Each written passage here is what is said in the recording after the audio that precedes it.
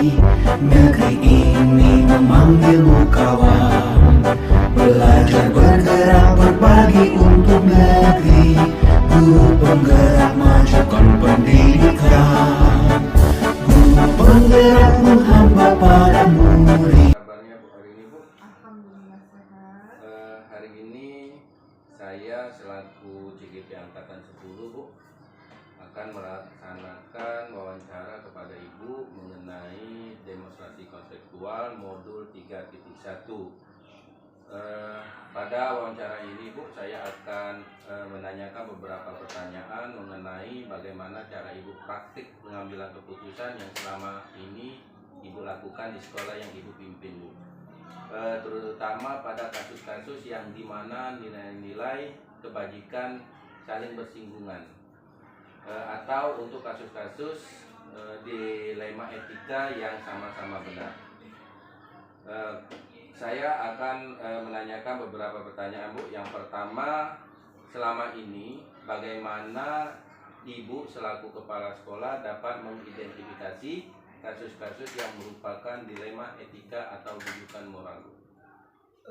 Terima kasih Pak Suryadi. Seperti yang sudah kita pelajari selaku guru penggerak, karena saya juga guru penggerak angkatan 9, saya memahami bahwa dalam setiap pengambilan keputusan yang merupakan dilema etika, maka yang terjadi adalah kasus-kasus yang tentang dilema etika adalah di mana kasus itu merupakan kasus tentang sama-sama benar, bahwa tidak ada pihak yang salah, tapi semua pihak ini benar sama benar saling bersinggungan. Dan sekarang tentang bagaimana cara terbaik untuk melakukan win-win solution dalam mengambil keputusan di mana tidak ada pihak yang akan merasa dirugikan. Sementara dalam rujukan moral ini saya rasa pengambilan keputusannya akan lebih mudah, karena di mana dalam rujukan moral itu terjadi dua kasus yang bersinggungan, di mana dalam satu posisi benar dan satu salah. Tentu saja hal ini akan lebih memudahkan kita dalam mengambil keputusan, karena dasarnya pasti yang benar harus kita utamakan. Demikian Pak Suryadi. Tadi Ibu bicarakan ada dua dilema antara etika dan rujukan moral. Menurut Ibu, selama ini bagaimana Ibu menjalankan pengambilan keputusan di sekolah, Bu? Terutama untuk kasus-kasus di mana ada dua kepentingan yang sama-sama benar atau sama-sama mengandung nilai kebajikan.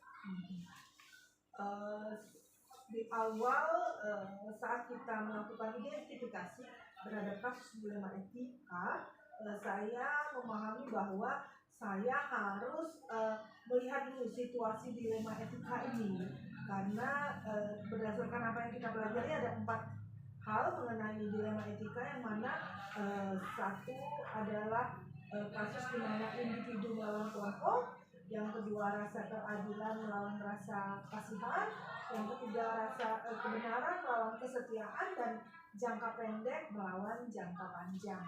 Dari keempat paradigma itu nanti kita sebaiknya saya melakukan identifikasi dulu dari keempat paradigma itu mana yang kasus-kasus yang dalam situasi tersebut, sehingga saya dapat mengambil keputusan yang terbaik dalam mengatasi setiap masalah yang dihadapi terkait dilema etika. Jadi dalam melaksanakan menyelesaikan kasus-kasus yang Ibu hadapi di sekolah ini, yang langkah pertama Ibu mengidentifikasi dulu, Bu, ya, permasalahan yang timbul itu. Dari paradigma dilema etika. Jadi melihatnya melalui menggunakan 4 paradigma etika itu. Ya. Jadi menurut Ibu, langkah-langkah atau prosedur seperti apa yang bisa Ibu lakukan selama ini, Bu? Sesuai dengan apa yang telah kita pelajari, kalau kembali lagi ke situ, bahwa sebenarnya ada 9 langkah dalam pengambilan dalam konsep pengambilan dan pengujian keputusan terkait dengan dilema etika. Yang pertama adalah mengenali nilai-nilai yang saling bertentangan dulu. Untuk dapat mengidentifikasinya, kita harus menilai nilai-nilai apa saja yang bertentangan di situ. Apakah ada aspek moral, apakah ada aspek norma-norma sosial, sopan santun, atau segala hal yang bertentangan. Kemudian menentukan siapa yang terlibat dalam situasi ini, apakah si wali murid atau guru atau apapun yang terlibat di dalam sekolah yang terlibat di dalam kasus ini. Kemudian mengumpulkan fakta-fakta yang relevan dalam situasi ini. Jadi mengapa, apa saja alasan-alasan seseorang ini yang terlibat dalam dilema etika melakukan pengambilan keputusan yang menjadi dilema dari kedua belah pihak. Kemudian di fakta-fakta yang relevan ini sangat mendukung dalam mengambil keputusan yang terbaik nantinya, yang akan menjadi solusi terbaik dari permasalahan yang dihadapi. Kemudian sebenarnya melakukan pengujian benar atau salah, tapi kadang-kadang hal ini juga tidak lagi saya lakukan kalau memang hal-hal yang sudah diambil di depan tadi sudah meyakinkan saya bahwa keputusan ini yang terbaik.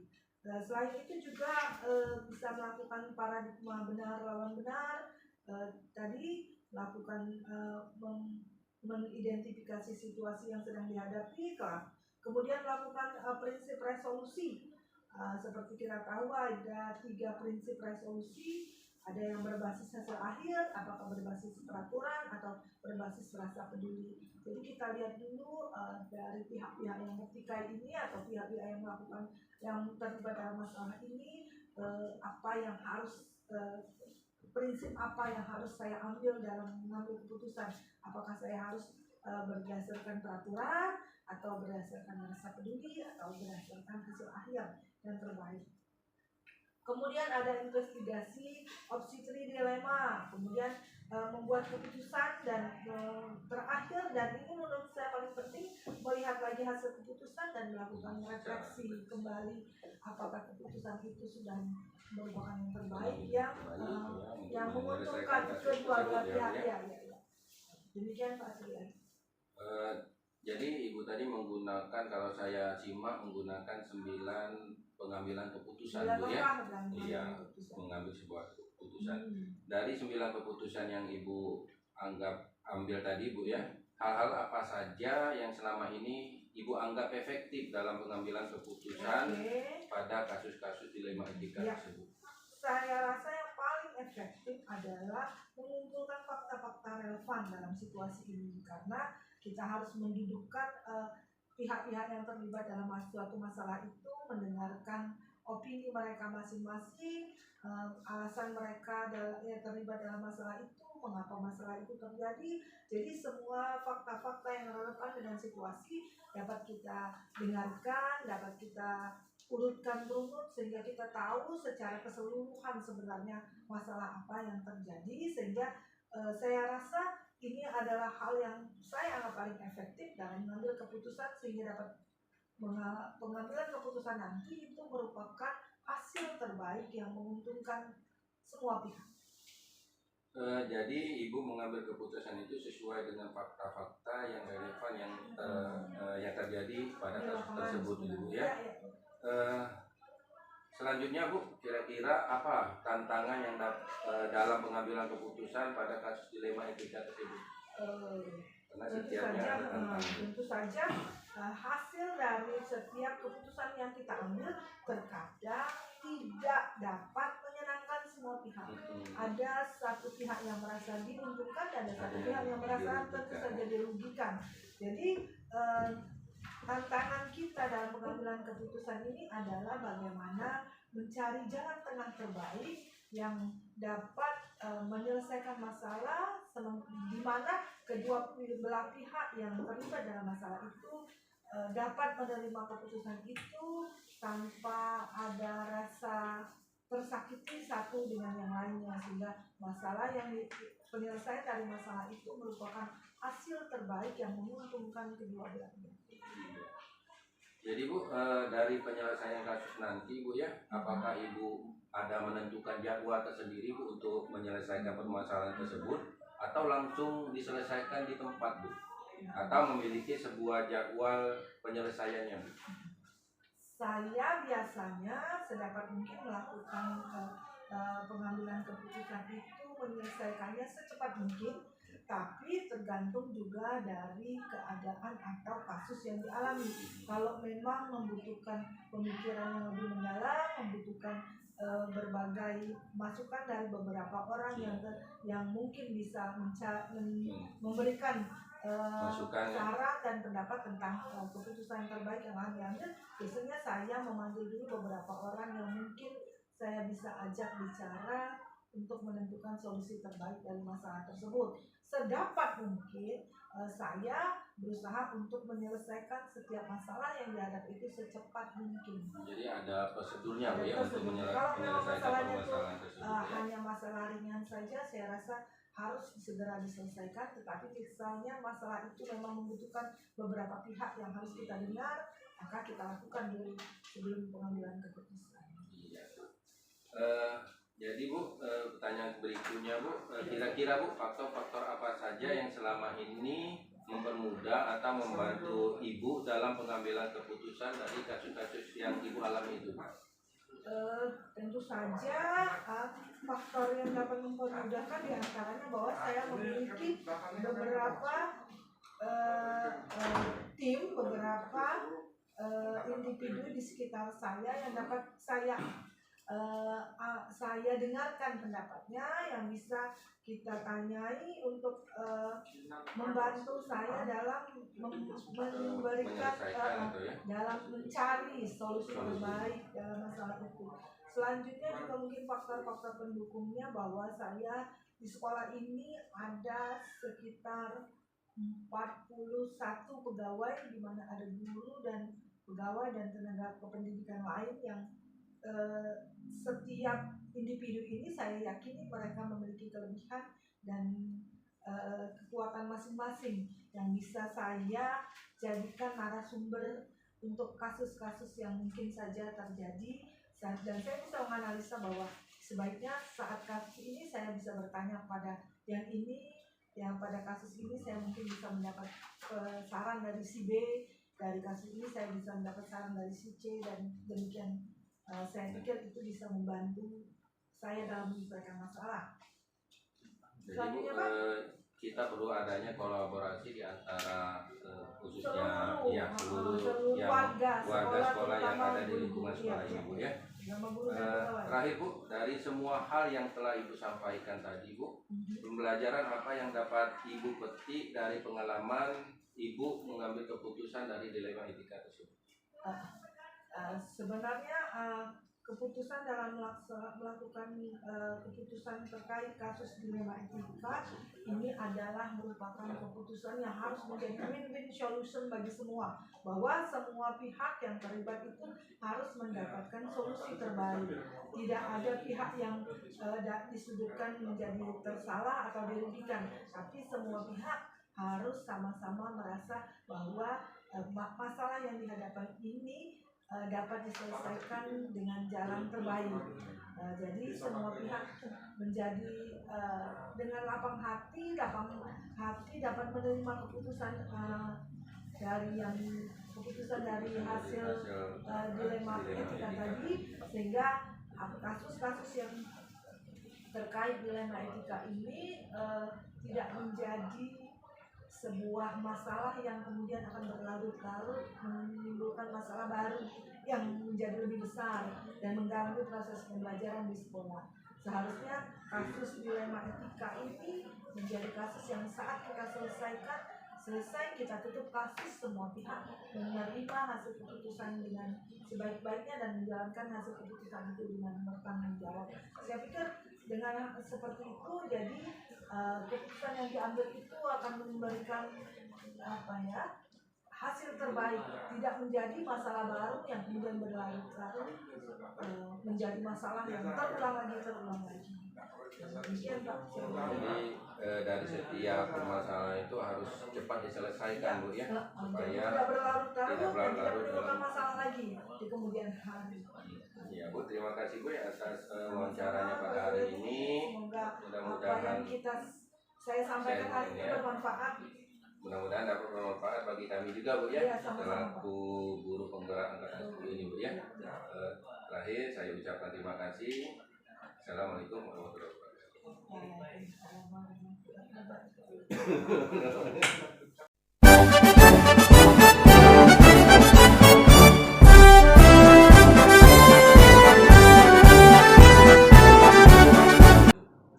Yang selama ini yang ibu jalankan di sekolah ibu, terutama untuk kasus-kasus yang di mana nilai-nilai kebajikan saling bersinggungan, atau untuk kasus-kasus dilema etika yang sama-sama benar bu.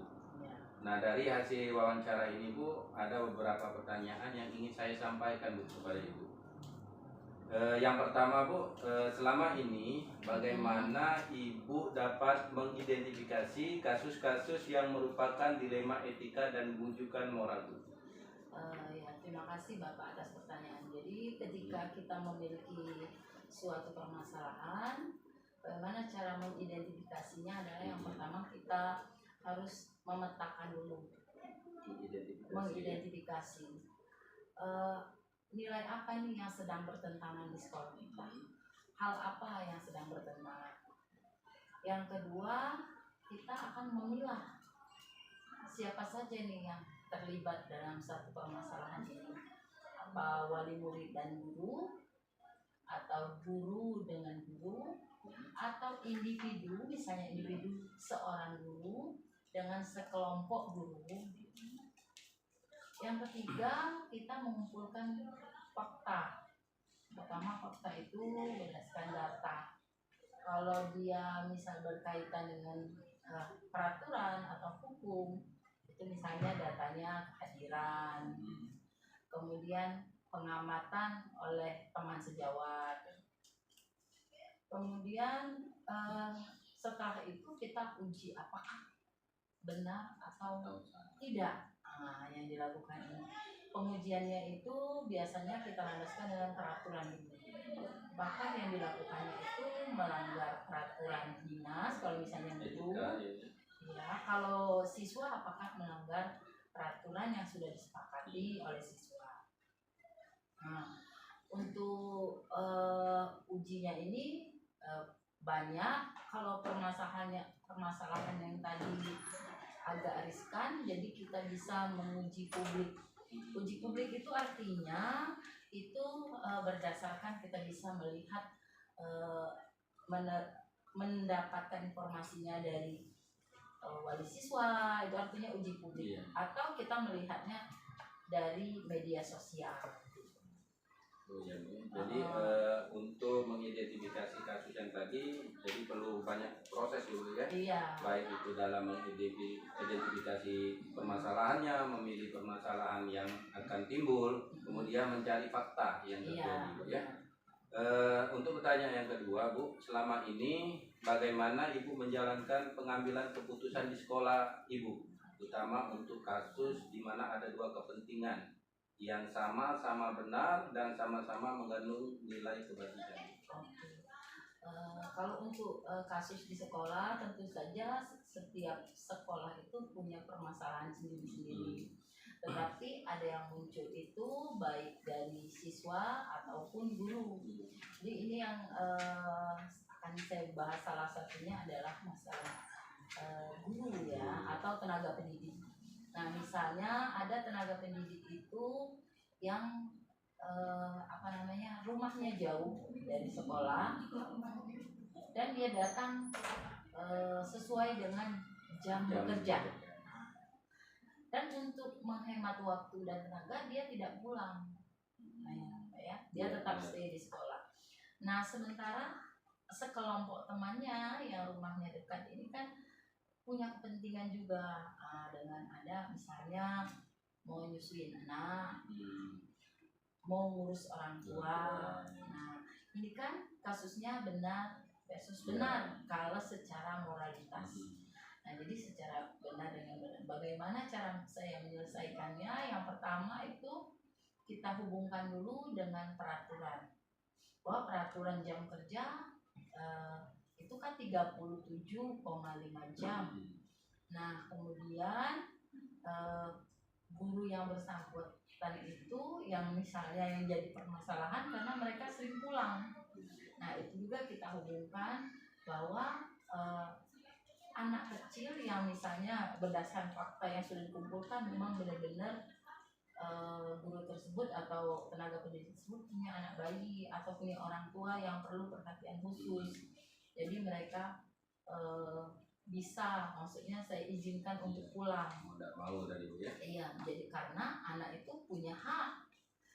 Dan kita juga sepakati bahwa mereka juga memberikan solusi bahwa bisa ada solusi supaya tidak terjadi kepincangan atau kok merasa dibebaskan gitu kan.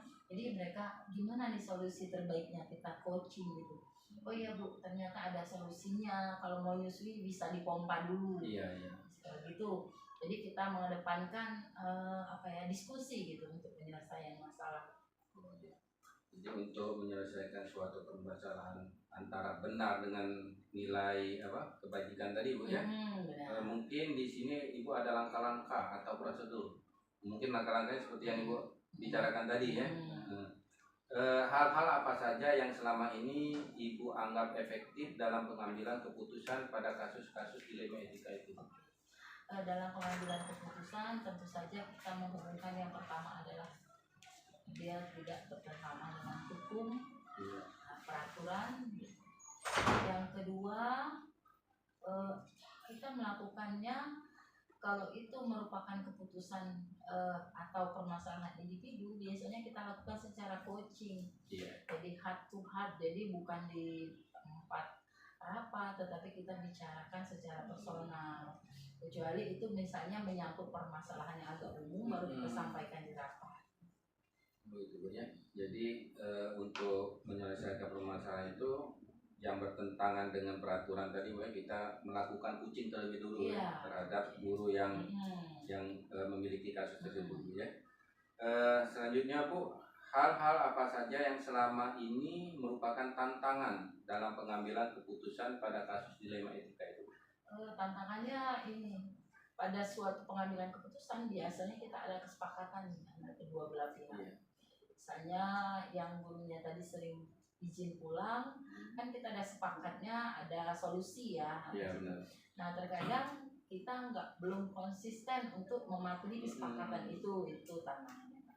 Ya, kadang-kala di tantangan ini Bu banyak dari guru-guru yang lain berpikir enak sekali ibu itu kan. Nah itu kadang kita timbul dilema kita Bu ya. Menurut Ibu, apakah Ibu memiliki sebuah tata kala atau jadwal tertentu dalam sebuah penyelesaian masalah kasus dilema etika Bu? Jadi untuk permasalahan ini kan ada yang namanya spontanitas. Iya benar. Ada yang permasalahan itu memiliki durasi waktu, misalnya setelah kita amati, setelah kita konfirmasi, perlu penanganan. Jadi ada yang keputusan itu kita ambil, ada yang secara spontan, ada yang perlu dulu dengan tahapan-tahapannya seperti tadi ya, 9 tahap itu nggak bisa langsung dalam satu waktu. Ketika itu urgent kita mau pakai semua. Jadi kita harus, terkadang kita harus berpikir cepat gitu. Yang berikutnya kalau masalah-masalah yang secara umum bisa terjadwal sesuai dengan rapat bulanan. Sesuai dengan prosedurnya ya. Jadi untuk menyelesaikan permasalahan ini tadi Bu ya, bisa kita langsung menyelesaikan di tempat atau dengan menggunakan prosedur tertentu ya untuk menyelesaikan permasalahan itu. Mungkin dengan adanya kolaborasi dengan guru-guru yang senior Bu ya. Menurut Ibu, adakah seseorang atau faktor-faktor apa yang selama ini mempermudah atau membantu Ibu dalam pengambilan keputusan dalam kasus dilema etika ini? Jadi yang pertama kita gunakan hati ya Pak. Jadi kalau hati itu kita gunakan hati, yang jelas kita berpikir bahwa kita itu harus tenang menghadapi permasalahan. Itu kalau tip dari saya, jika kita memiliki satu permasalahan, kita harus tenang dulu. Karena dengan tenang kita itu bisa mengambil keputusan dengan lebih bijak dibandingkan dengan ketika kita panik. Nah gitu. Terus kita juga ketika permasalahan itu agak besar, kita bisa berkoordinasi kalau saya dengan kepala sekolah yang sudah senior di pengalaman bagaimana gitu. atau juga kalau misalnya agak berat kita bisa koordinasi dengan pengawas. Itu ya. Nah, jadi untuk menanggulangi faktor-faktor tadi, yang pertama yang harus kita terapkan dulu dalam hati kita dulu, Bu, Iya, ya. Jadi dengan tenang menyelesaikan permasalahan tersebut. Kalaupun masih tidak bisa diselesaikan, mungkin kita mohon bantuan dengan kepala sekolah yang lain yang lebih senior untuk memberikan arahan juga kepada kita, Bu, ya. Dari semua hal yang telah Ibu sampaikan tadi, Bu, pembelajaran apa yang dapat Ibu petik dari pengalaman Ibu mengambil keputusan di dunia etika? Ya, jadi untuk pengambilan keputusan ini tidak selalu kita menggunakan 9 langkah itu, tetapi 9 langkah itu merupakan acuan kita supaya kita nanti dalam pengambilan keputusan itu benar. Keputusan kita ambil itu kan kadang-kadang pernah benar atau kadang-kadang juga pernah salah. Ketika kita salah, kita sudah mengantisipasi bagaimana juga cara mengatasi permasalahan tadi.